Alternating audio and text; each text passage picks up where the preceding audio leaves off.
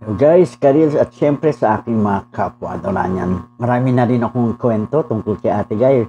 Pero sa araw na ito, gusto kong ikwento sa inyo kung sino ang nakadiscover sa ating superstar national artist, Miss Nora Aunor. Kung gusto niyo pong malaman, panoorin niyo po ito.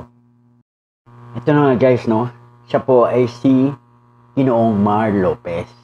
Baliya, siya rin po ay isang mga awit, musikero, at composer.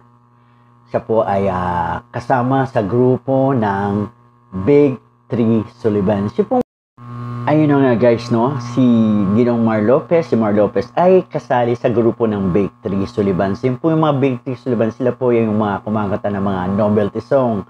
So, bali, sila po yung mga sinundan nila Yoy Villame, ni Max Servants, no? Ang sikat nilang kanta yung May Pulis sa Ilalim ng Tulay, si Haring Solomon, at kung ano-ano pa.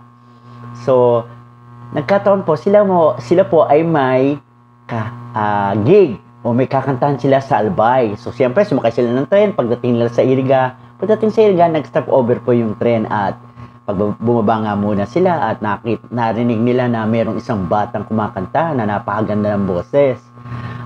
Nakita nga ako ni Mar Lopez, sabi niya, hindi kagandahan pa si Ate Guy noong mga panahon na yon.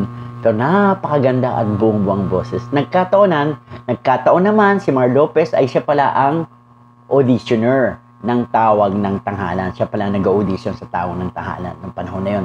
So, hinikayat niya yung nanay ni Ate Guy, no? Binigyan niya ng calling card na ba't hindi siya mag-audition sa Tawag ng Tanghalan? Ako pa ang nag-audition. Tapos sabi niya, kung meron po kayong kilala sa Maynila, mas mabuti pa ay doon muna kayong tumira habang ang bata, si Ate Guy nga naman ay sumasali pa sa Tawag ng Tanghalan. So nakumbinsi naman po sila na nagkataon naman pala meron silang kamag-anak sa Maynila. Ito yata yung sila Lala Aunor, no? Yung pinsan, yung kapatid niya ng nanay niya. Yung tatay ni Lala Aunor, ni Maribel Aunor. Ayun. At the rest is history na nga po. The rest is history. Nanalo na nga po si Ate Guy. Naging Tawag ng Tanghalan Grand Champion noong 1967. Tapos meron po tayong panoorin na video. Ito po ay itong mga nakaraang taon lamang na in-interview si Mr. Mar Lopez ng isang vlogger at tinanong siya na, sa palagay niyo po ba natatandaan pa kayo ni Ate Guy na kayo ang nakadiscover sa kanya? So sabi nga niya, sabi pa nga niya, yun nga ang sinabi ko. Yun nga sinabi ko kay Maribel Aunor, kay Lala Aunor, kung natatandaan pa ba kaya ako ni Ate Guy. So, ito po ang panoorin natin. Ito yung video. Panoorin po natin. Kuya, sabi din Maribel sa akin, nalilimutan na lang nila. Sabi niya sa akin, Kuya, ito tandaan mo.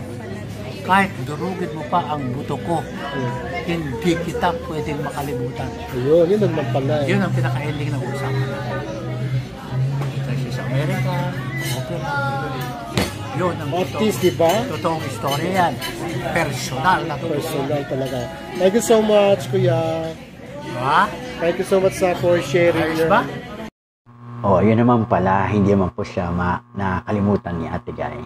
Siyempre si Ate Guy pa, napaka bait na tao at napakalambot na puso. Maraming salamat po sa inyong pakikinig. I love you, Noranyan. I love you, Ate Guy. Bye!